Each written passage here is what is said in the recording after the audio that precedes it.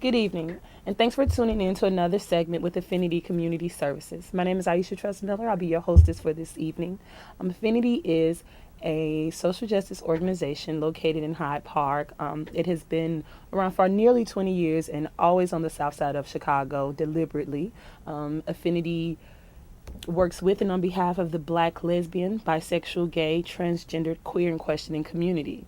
And it has done this work brilliantly over the past 20 years with the help of community members like yourself. Today we are doing another call-in show. The focus will be HIV/AIDS awareness and STIs in the Black community and beyond, particularly the Black LGBTQ community. So please call in. Your voice is important to all of us. So first, let's talk a little bit about statistics found and reported by the Center of Disease Control, the CDC. I found out through work and programs that I have been doing and a little extra research that young people ages 13 to 29 account for 39% of all new HIV infections. This was reported in 2009. Among young Black, gay, bisexual, and trans men, new HIV infections increased 48% from 2006 to 2009. So these statistics, these numbers are huge, and they're disproportionate compared to other demographics, ethnic groups, and races in the United States and in Chicago alone. And today we just want to explore some reasons why this may exist, programs that can help people raise their awareness, prevent HIV, and also allocate resources to people who are living with HIV, and other ways that we can protect ourselves. So don't forget that this is a call-in show, and we're open to any questions. So in Chicago alone, we Black Americans account for 36% of the population. Yet in 2006, 55% of the population of the Black Chicagoan population were diagnosed with HIV and AIDS. Of the 22,650 people living with HIV/AIDS, 54% of them are Black. And right now we have a caller that we're going to take. Yeah, good evening. Good evening.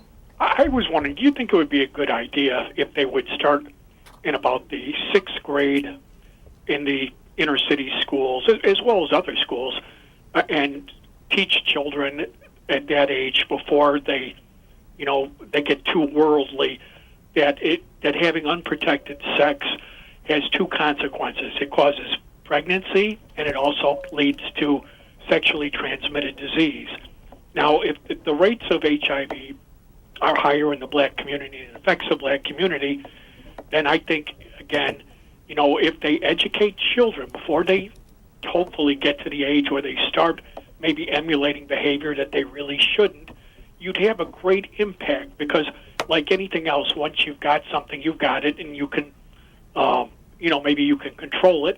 And I guess I'm thankful that I was born at a time when people did not put, or I should say people put maybe more emphasis on waiting longer before they engaged in sex, because they realized, again, the two consequences. Unprotected sex leads to pregnancy and also the spread of STDs.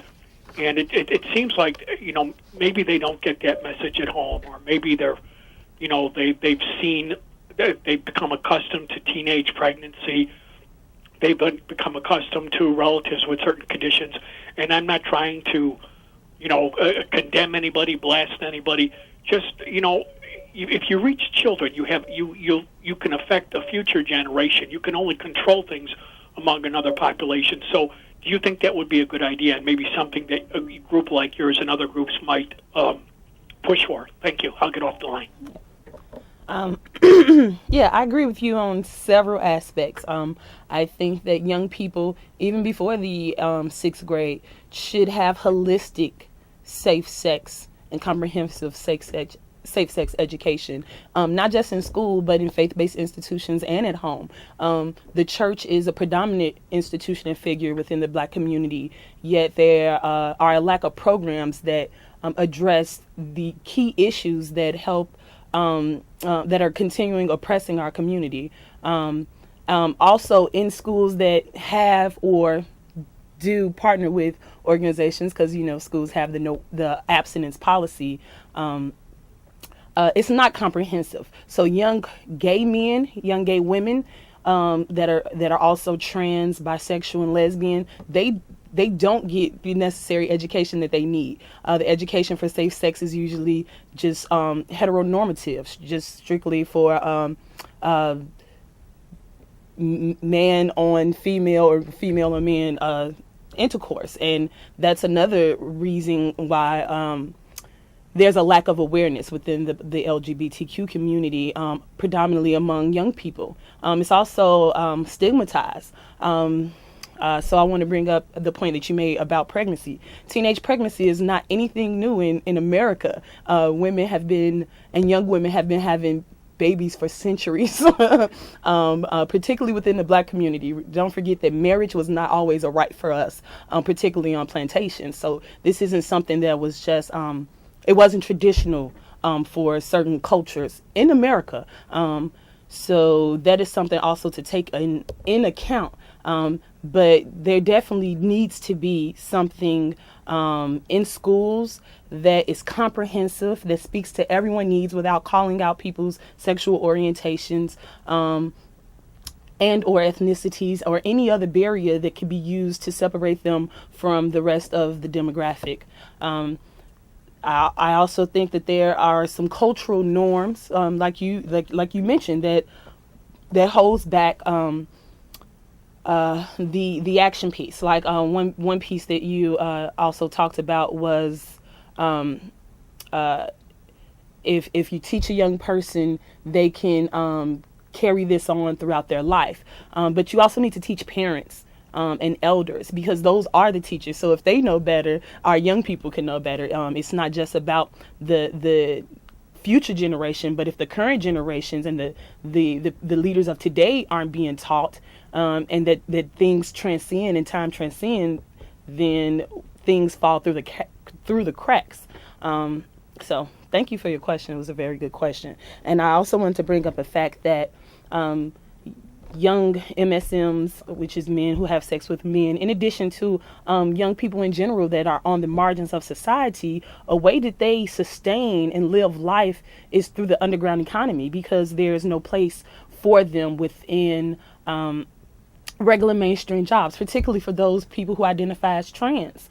So a lot of the work that they do may be on the streets. They may be sex workers. They may be exploited in ways by elders. They may be exploited by elders sexually to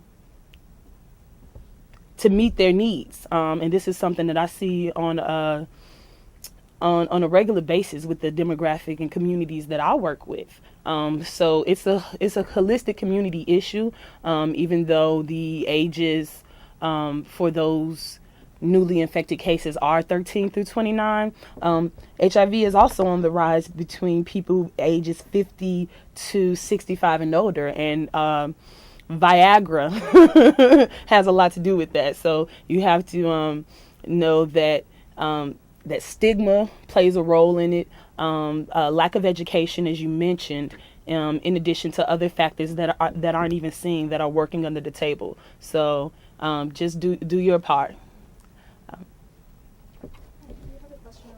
So there are several programs around the city of Chicago, some implemented by the Center of Disease Control, CDC, some just courageous people getting together to make an impact and speak out against the lack of awareness around HIV and AIDS awareness. But I'm going to hold on to that thought because we have another caller. This is the deal. You have the right to be whatever you want to do, whatever your sexual preference is. But when you bring somebody else into the mix, whatever, that's the difference.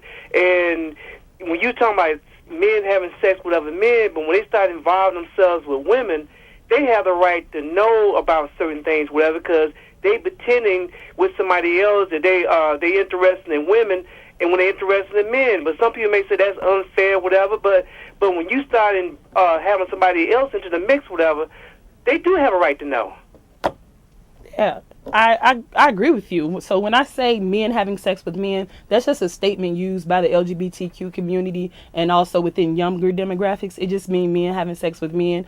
I do not believe that bisexuality helps increase your chances of spreading HIV or catching HIV, having unprotected sex, regardless of the gender of your sex partner.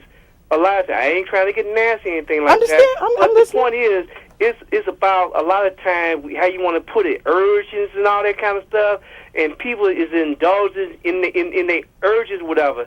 It is about the flesh a lot of times. Sometimes morals get thrown out the window, and people have to think about the other person before they bring people into these situations. You're absolutely right. One thing that was brought up that most people, particularly young people who infect other young people, don't even know their status. So you're absolutely right on the head when you're talking about risky sexual behaviors and having multiple partners. But there's also true for people who are in monogamous relationships or believe that they're monogamous, but their partner isn't. So it's about sharing that information. You're 100% right about sharing that information. But before you share the information, you have to know it. And unfortunately, a lot of young people within our community don't get tested because of the stigma related to getting tested and places where they can go get tested. Particularly, I'm born and raised in Chicago. I spent a lot of my time growing up on the South Side, more than half of my life, and the other half on the North Side. And on the North Side, there are abundant of resources, places where you can get free condoms, free testing, free this, free that. But on the South Side, those resources are kind of limited, and they're within the pockets of community. So it's something that really isn't normalized, like going to get tested every 6 months to know your status. That's one thing we have to advocate for in our community and campaign around, is knowing your status. So when you do have multiple partners or one partner, you can share your status and have that information. It's very beneficial, and I completely agree with you. I'm not trying to get in an argument with you, yes, but the bottom line in terms of privacy, and you're talking about people should get tested, how can you feel as though when you go and you get tested that your record's going to be private? Because if you look about 2 or 3 weeks ago on 60 Minutes, how law enforcement are using that information to track different types of activity. So we are losing certain types of privacy right in terms of how you want to put out reproductive history or whatever. And when police is using that sort of stuff to track certain types of things going on in our community. Yes. Well, that's also. I know you think I'm nuts with that. I think you're nuts. I don't think you're nuts. That's nothing new with the government using statistics against the black community to track and police. Law enforcement. Yeah, that they're still an institution that's part of government. It's nothing new that, particularly around health, that government and government agencies abusing information, particularly against the black community and other minority communities, to police us, to criminalize our activity. Go get tested, okay? You may not want to go to one of those public places. You may want to go to your own doctor. Hopefully, if you have a doctor, that's a privilege. Because I don't have a doctor. If you have a doctor, you know what I'm saying? It's a privilege having a doctor. And a lot of young people who are poor don't have a privilege of saying, I can go to my doctor and get tested. They go to clinics, they go to resources, they go to Howard Brown, they go to Center on Halsted, they go to a number of programs and activities if they have privilege to that. Some of them don't even have access to those resources. Saying is, a lot of times, when you're thinking something that's private, it's not so private, even though we got all these sort of federal laws and stuff, but we got these other agencies that can share information, and I just, You're absolutely right. Okay, take care. Yeah, you're absolutely right. That is something that's true, and has been used and abused in community for generations. This isn't anything new. if any of you ever did research or saw Medgar Evers boys or anything related to that, how science and eugenics has been used against the black community. This is nothing new, but that should also not propel you into being in fear of knowing your status. It's a double-edged sword, but being policed or being ignorant to your status it's nothing that can be weighed.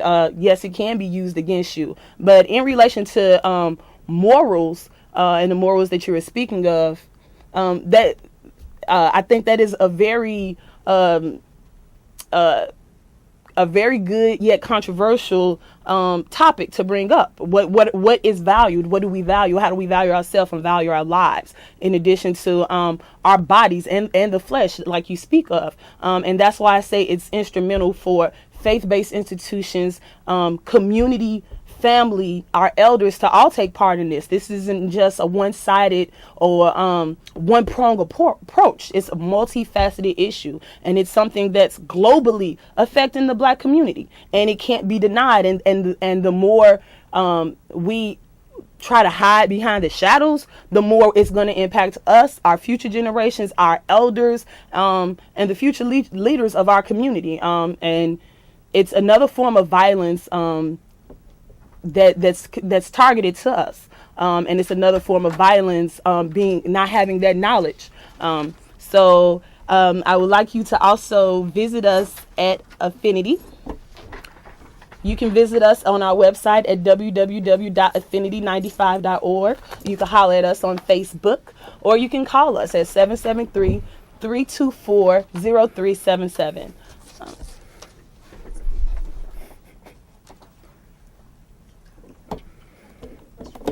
So, I have a special guest with me right now. Hi. We have Dante from Center on Halsted. Dante runs amazing programs there. I'm just going to go off a couple of the programs that are going around in the city. You have Prodigies of Pride, which is located at the Center on Halsted.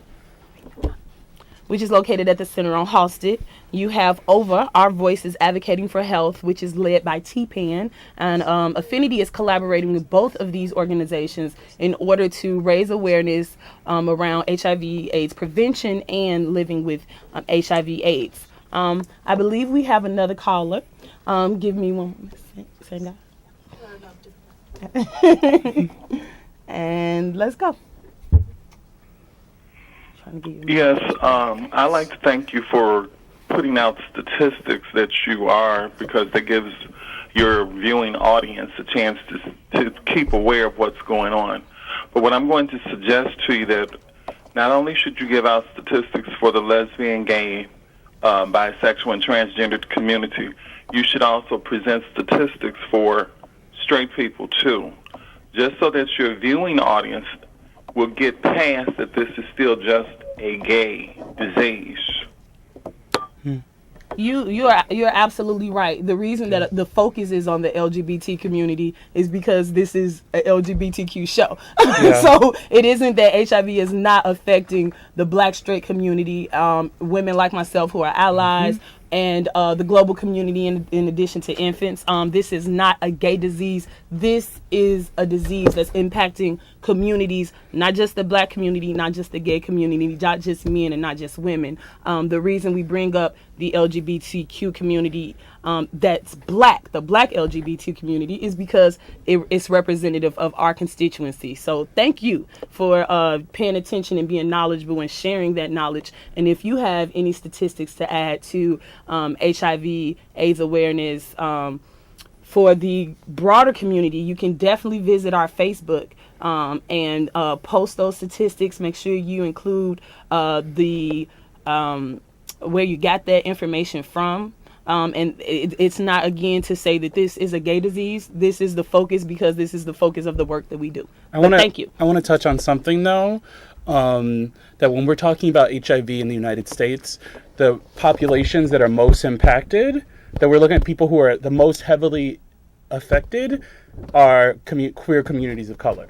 Right. So, yes, it's important to talk about heterosexual people, especially women of color, heterosexual women of color, and injection drug users. But when you're talking about who's really impacted, especially, we're talking about LGBT communities of color, particularly men who have sex with men who are of color who are youth.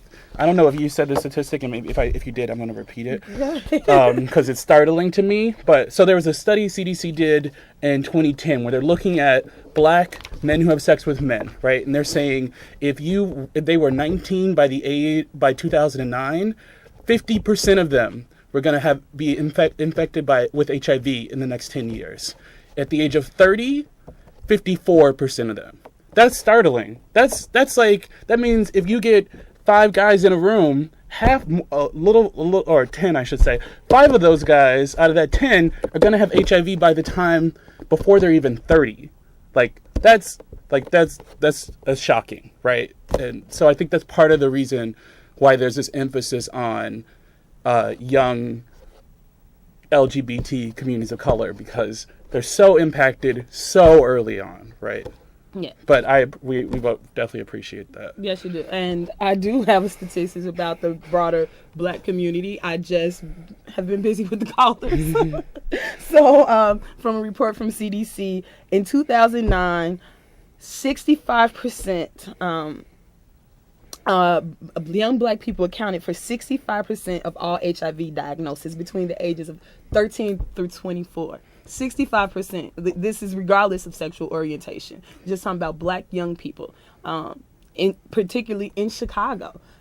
So, yeah, the numbers are staggering. But we're talking about, we're making an emphasis on how the black LGBT community, particularly young black men and Latino men, are disproportionately impacted by this, and the reasons of this. And one being the lack of comprehensive sex education, not just in schools, but across the community, right. And the lack of institutions that we are greatly participatory in, like church, not holistically addressing an issue that's an impacting community. When we know historically the black church has been an organizing and educational and political education piece for our community. So it's about holding all of us responsible. So again, thank you for your comment, because it was much and well deserved. Mm-hmm. So Dante, I want to talk about some programs that's happening over at the center and across the city. So that helps raise awareness around HIV and AIDS and help us to also